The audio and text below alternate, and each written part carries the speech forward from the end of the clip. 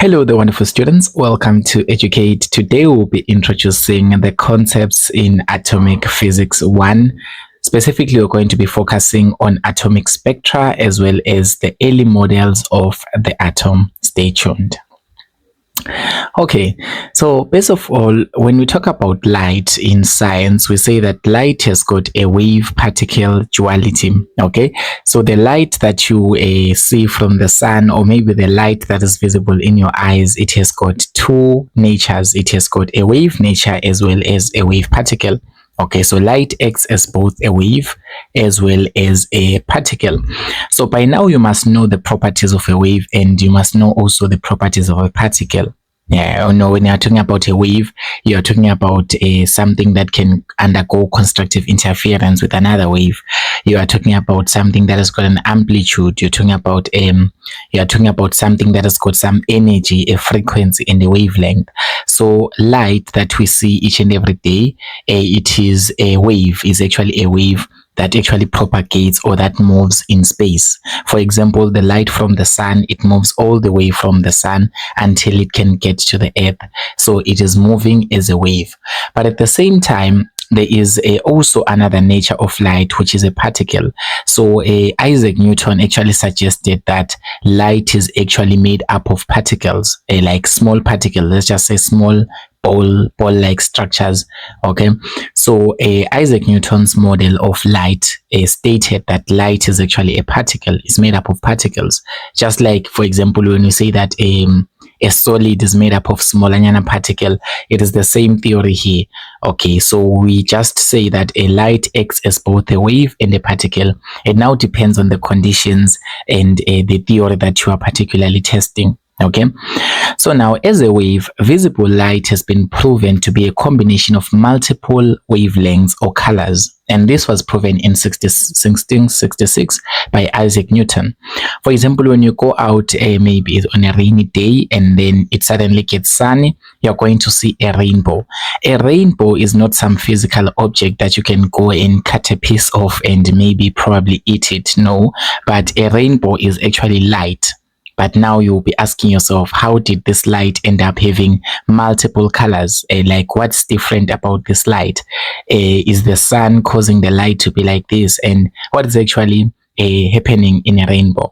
Okay, so basically visible light, or the light that you can see with our naked eyes, it has already been proven to be a combination of multiple wavelengths or colors. Okay, so when we take light, maybe you are moving, maybe you are just driving with your car or something like that, and then you look down the road. Maybe it was a rainy time, and you look down the road and you start to see these spots here that has got multiple colors, but you did not really pour a liquid that has got this color, because these colors looks like it's rainbow colors, but you only find out that this is just some oil from your car and it's on the road, and you'll be asking yourself, what is responsible for these colors? Hence why I'm answering you in this case and saying that all the visible light, or all light that we can be able to see with our naked eyes, it has already been proven to be a combination of multiple wavelengths, and these wavelengths, they correspond to specific colors. And how can we actually prove that, or how can we try to get to really understand what these statements mean, is if we take a prism. So we have got a dispersive prism. So there's this thing known as dispersive prism. I'm sure you've done this experiment somewhere in your primary level education. So to be able to visualize that a light has got multiple wavelengths, we can just take a dispersive prism, which was first found by Isaac Newton in 1666. And if you pass on a beam of light here, any form of light, maybe you take your torch, the light from the flashlight from a torch, and then you pass it on this prism here, the prism is actually going to split the light into multiple colors. So you'll be asking yourself now, how come? It is because the visible light that we see each and every day, whether it's from your globe or maybe it's from your from your candle or whatever source of light it is, it contains multiple wavelengths. And these multiple wavelengths, once you put a dispersive prism, this glass-like structure here, once you put it in the path of the light is going to split into multiple colors. And these colors are the colors that are actually corresponding to the colors of the rainbow. In fact, that is actually how the rainbow is formed. But this is not really the subject at focus, but it is a basic concept that we all need to understand. Okay, so now if we just want to visualize this in a better manner, we are going to use this diagram here that is showing that we have got a beam of light. This is just your normal light, and when this light gets to the prism, it starts splitting into multiple wavelengths or multiple colors. So in other words, each and every visible light that we see there, or if you turn on your torch or any form of light that you are able to see, it is made up of multiple wavelengths. And if we use a prism, this dispersive prism, this prism here, this prism-like structure, it can be able to separate the light using the principle of refraction, which is something that you will do later on in your physics studies. Okay, so now the full spectrum of light contains all colors corresponding to different wavelengths. So one more thing to emphasize here is that whenever we are talking about different wavelengths, it means that is corresponding to different colors. So each and every color that you are able to see, it has got different wavelengths, and all of these colors, they are combined to form visible light. Okay, but each and every wavelength corresponds to a certain color. Okay, and then now this full spectrum of light, whenever we talk about the full spectrum of light, we're just talking about this entire spectrum of light, the one that is like a combined, the one that is having multiple colors. We say it's known as the continuous spectrum of light. So this is known as the what? This is known as the continuous spectrum of light. So whenever you hear the term continuous spectra, or whenever you hear the term continuous spectrum, we are actually referring to this spectrum of light that is containing different wavelengths or different colors. Okay, this is just light, guys, the normal light that you see each and every day. It's just that we have exposed its nature by using this dispersive prism. By using this prism here, we have actually exposed the nature of light, and we have splitted it into its different parts, or into its different wavelengths. So this a rainbow color, a type of observation that you can see here, it is known as a continuous spectrum. So whenever you hear the term continuous spectrum, we are referring to this colorful beam that is being created from the light that you put onto the prism. And just in summary, I will tell you one more time, you put in some white light. We say it's known as white light. You just put in some light, maybe from your flashlight, or maybe from your torch, or whatever source it is. And then when it gets to a prism, the prism will refract the light, or it will bend the light in such a way that the light will actually split into multiple colors or multiple wavelengths. So this observed multiple wavelengths is known as a continuous spectrum of light. It's known as a continuous spectrum of light. Continuous spectrum of light. Okay, so why is this important to know? It is because we have got an electromagnetic spectrum, which actually shows you all the electromagnetic waves that exist. So there are also more electromagnetic waves that are found within the electromagnetic spectrum, including visible light. So it is not only the light that you can see that can be treated as an electromagnetic wave. You have to revise, first of all, what electromagnetic waves are and how they are created or how they are generated.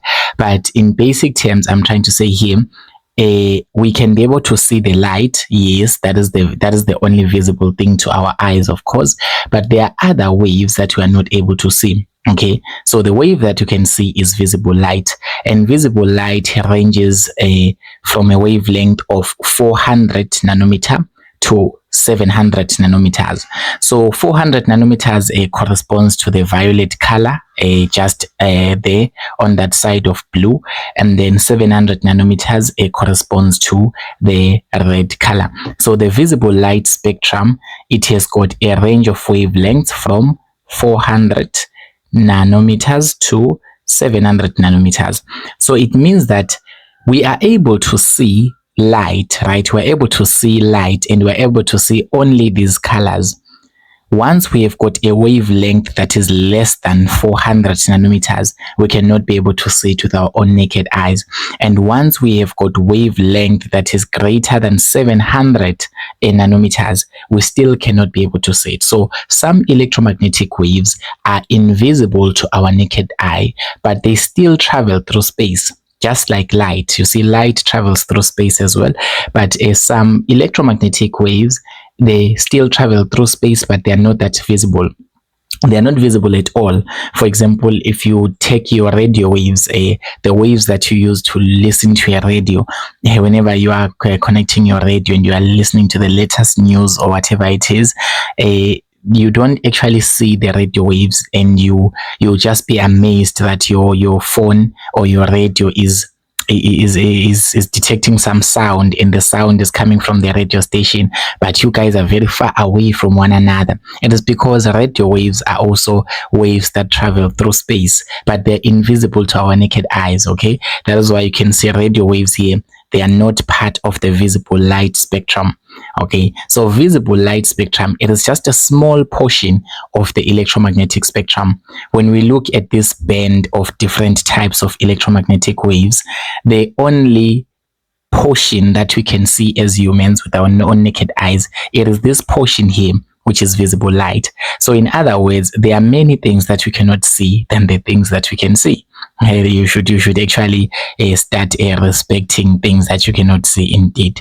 So basically, there are also gamma rays. Gamma rays cannot be seen with our naked eyes. We have got X-rays as well. X-rays are also not visible to our naked eyes. We also have got ultraviolet rays as well. Still, we cannot be able to see them. Infrared waves, we cannot be able to see them. We also have got microwaves as well. For example, when you are warming up your food using a microwave, it uses microwaves, and all of those are not visible to our naked eye for the mere fact that their wavelength, it is not between 400 and 700 nanometers. So us as humans, we can only be able to perceive a wavelength. We can only be able to see with our eyes if the electromagnetic wave has got a wavelength that is in the range between 400 and 700 nanometers. Okay, so now all solid objects emit radiation. So all solid objects that we have, maybe you have got your scissors or your mouse or your grater or your fire hydrant here, or maybe you are talking about your key. Each and every object that exists here on Earth, it emits some infrared, or it actually emits some radiation. Okay, and you'll be like questioning yourself, what radiation are we talking about here? Because you have never seen anything coming from a scissors. The scissors is just an object. Yes, it's just an object, and your grater here is also just an object. The mouse is just an object. But the thing is, all of these bodies or all of these objects, they are emitting radiation, and they're emitting electromagnetic waves, and you cannot be able to see them with your own naked eyes. Since I already told you, you are able to see less things than the things that you are not able to see. So you are not able to see the radiation that is emitted by a scissors. You are not able to see the radiation emitted by the mouse or any other random object there. Okay, so as I say, you cannot be able to see it. But now, how do we even know that there is some radiation that is emitted or that is given off by these objects if we cannot see it with our own naked eyes? There is a detection machines such as your Geiger-Müller and all of those different machines that we use in physics to be able to observe the radiation that we cannot see with our own naked eyes. So there is radiation that we cannot see with our own naked eyes, and for us to be able to explain or to be able to even know that it exists, we use some techniques, we use some detection techniques. But sometimes it is possible for you to see the radiation. Okay, so basically, for the radiation to be visible to your naked eyes, it definitely must be between the range of 400 nanometer and 700 nanometer, as I have already emphasized. So what can actually cause you to be able to see that radiation is if the temperature of the objects rises. Okay, so basically if the temperature of a solid rises, you will be able to see the radiation with your own naked eyes. But if the temperature of the object is just normal or maybe a room temperature, then you are not able to see it. So for example, if you are seeing this fire hydrant here, this fire hydrant, you're not seeing anything coming out from it, but there are electromagnetic waves, and I'm telling you that, not asking you, but basically this is a fire hydrant and it is emitting the waves. If the fire hydrant was to rise its temperature, then you'll be able to see the radiation. Let me just make an example so that you understand this further. If we take this charcoal here, you can see that this is charcoal just before a barbecue or a braai. You can see that this is charcoal and it is black. You're just seeing your object. This is just your normal object here, and you're not seeing any waves coming from the charcoal. Let's just be honest, okay? So you'll be like doubting, Utai, what is Mr. Liwayo teaching me here? Because this is just object and the object is just cold. There's nothing here coming out from it. But I'm telling you, there is infrared radiation. There is a radiation, or it's known as black body radiation, that is being emitted by this. All right, you can only see it if the charcoal gets hotter and hotter. For example, if you were to ignite it with this lighter here, you will see that your charcoal will now become hotter and hotter, and it will become red. This red color, you are now able to see it with your own naked eyes. It is because the charcoal has got a bigger or a higher temperature now. But when the charcoal did not have any higher temperature, when the charcoal was just black and it wasn't lit, then you were not able to see any radiation. Why were you not able to see any radiation? It is because the radiation that was being emitted here, it is not in the visible light spectrum. You are not able to see it with your own naked eyes. Okay, you can only be able to see it with your own naked eyes, provided that its temperature rises. So just know that for a solid's radiation to be visible to your eyes, it needs to definitely be at a higher temperature. So the higher the temperature becomes, that is when you can be able to observe something from this object. Otherwise, if the object is just at a low temperature or it's just your room temperature, you are not able to see anything. For example, if you see me in the room sitting on a table, you will not be able to see any radiation coming off from me. But if my body gets hotter and hotter, you will definitely see me. Okay, so since we have said that all objects emit electromagnetic waves in form of thermal radiation, and this is actually characterized by a continuous distribution of wavelengths. I've already explained to you that whenever we talk about a continuous spectrum, we are just talking about the light that is consisting of multiple wavelengths. This is emitted by all objects. At this point is just emphasizing what I just told you in the previous slides, that all the objects are emitting, all the bodies that exist on Earth, they are emitting some radiation, or they are emitting some electromagnetic waves. Okay, and this is in form of thermal radiation. It's very important to mention that this radiation is thermal because it is temperature dependent, as I've already explained to you, that if you raise the temperature of an object, then you are going to get what? You are going to be able to see the radiation. So it is a thermal radiation. So it is a temperature dependent. Okay, it is temperature dependent. All right, so we have got other type of spectrum, because I just told you about the continuous spectrum, whereby you are able to see light and all its wavelengths after passing it through a prism. Now there are there are actually three main types of spectrum. So we have got a continuous spectrum. So we have got continuous spectrum, we have got emission spectrum, as well as absorption spectrum. This is known as atomic spectra because it is actually emitted, or it is actually produced by the atoms of that particular object. We need to understand each and every one of them in a clear manner. Let us start with the continuous spectrum. I'll just explain it again, but I've already told you that the continuous spectrum, it is this spectrum of light that is emitted by hot and dense solids, and this is consisting of all wavelengths. All right, this is the white light. For example, for you to be able to observe that If you look at a globe, for example, this a light here, you can see that this is a light bulb.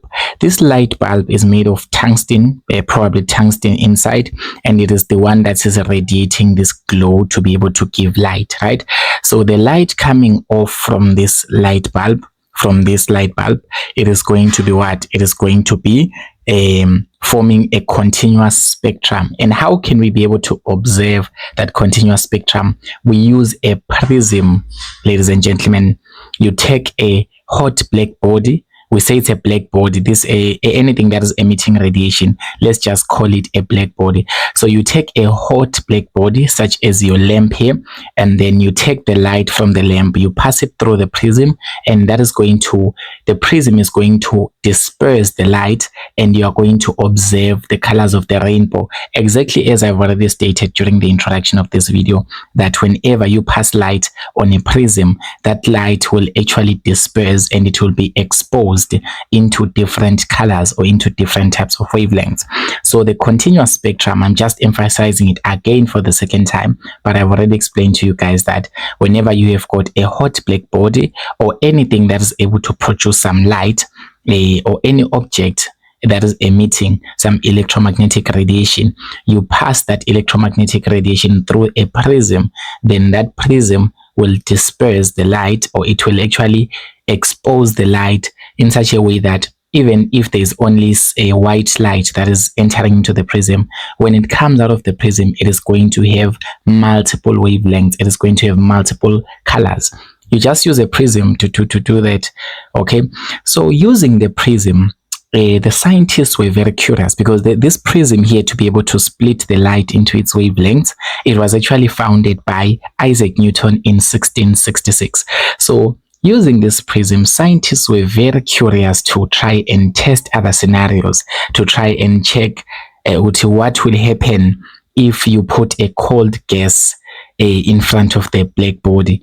Okay, and from their observations, let's just say in this case, you see that we still have got a hot black body here for the second scenario, and then now we put a cooler gas. We take a cold gas, a gas that has got a lower temperature, and we are going to make sure that the light that is coming out of this black body, it passes through the cooler gas first.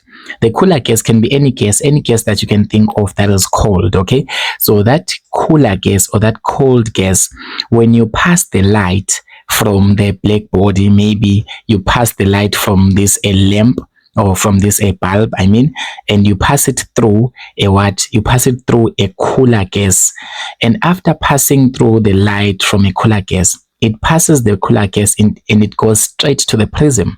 Guess what they found out? They found out that the continuous spectrum is no longer continuous. Some of the wavelengths have been cut off.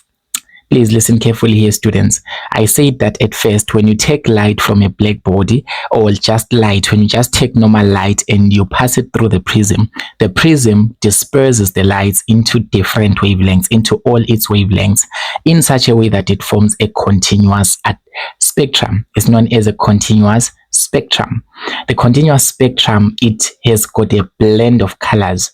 The colors are blending, like literally blending. If we go back to the experimental type of photograph, you can see that when you pass the light here onto the prism, when you pass the white light onto the prism, it will bend in such a way that it creates a blend of colors, different colors.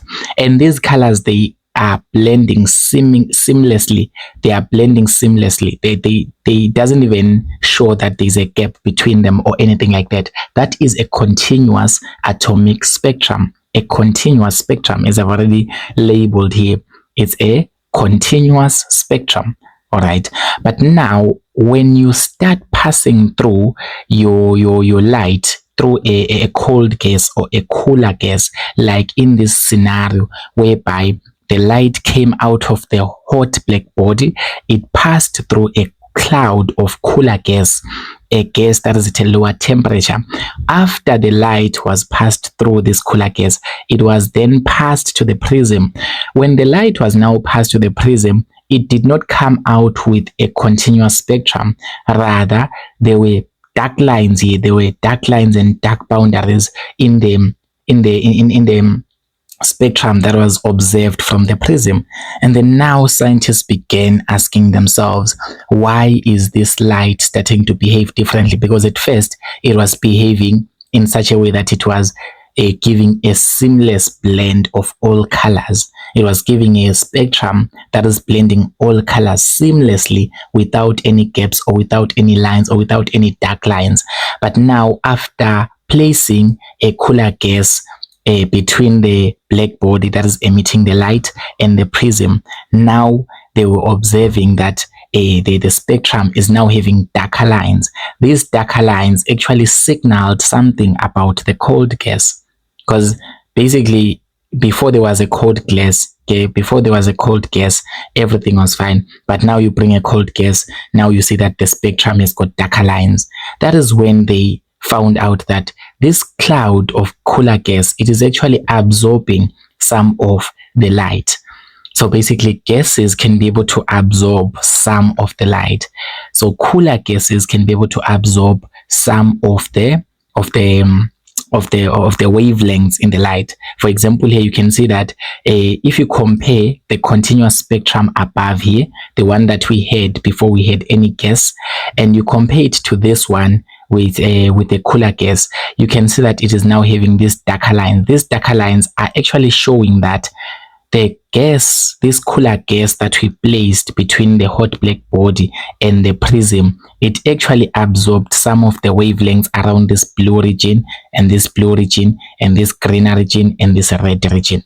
So basically that now creates a new different spectrum, and that spectrum is now an absorption lines spectrum. So an absorption lines spectrum, it is actually coming from a continuous spectrum, but it's just that we have placed a cooler gas in between the black body and the prism such that these were absorbed. Some of the wavelengths were absorbed, so some of the light was actually absorbed by the cooler gas. So when we want to explain this in words, absorption atomic spectra is obtained when you are passing white light from a continuous source through a cold gas. So when you are passing light through a cold gas, or if you go to a gas that has got a lower temperature, okay, then you are going to find this absorption spectrum. And for you to describe the absorption spectrum, you can just say that it has got it's a colored spectrum, but it has got some few dark lines. This is not complete, but it has got some few dark lines. It has got some fewer dark lines. So these dark lines are actually showing that this colder gas is actually absorbing some of the wavelengths. Is absorbing some of the wavelengths that are part of the light, because the light is not coming out as a rainbow color, but it is now having dark lines there to show that some of the wavelengths have been taken away or absorbed by this cloud of cooler gas.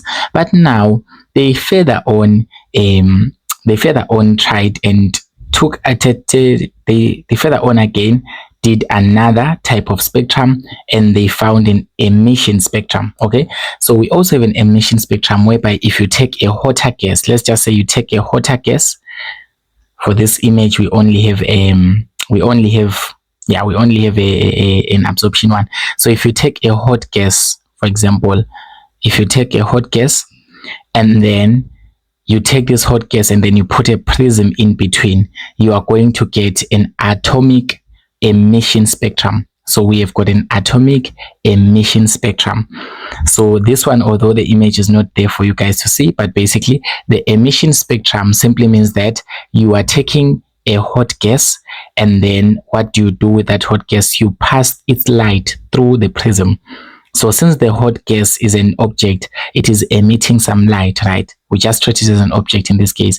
It is emitting some light, and that light, you pass it through the prism, you are able to get an emission spectrum. So the emission spectrum, it becomes dark and it has got some fewer colored lines. These fewer colored lines are actually telling us how much light is being emitted by that gas.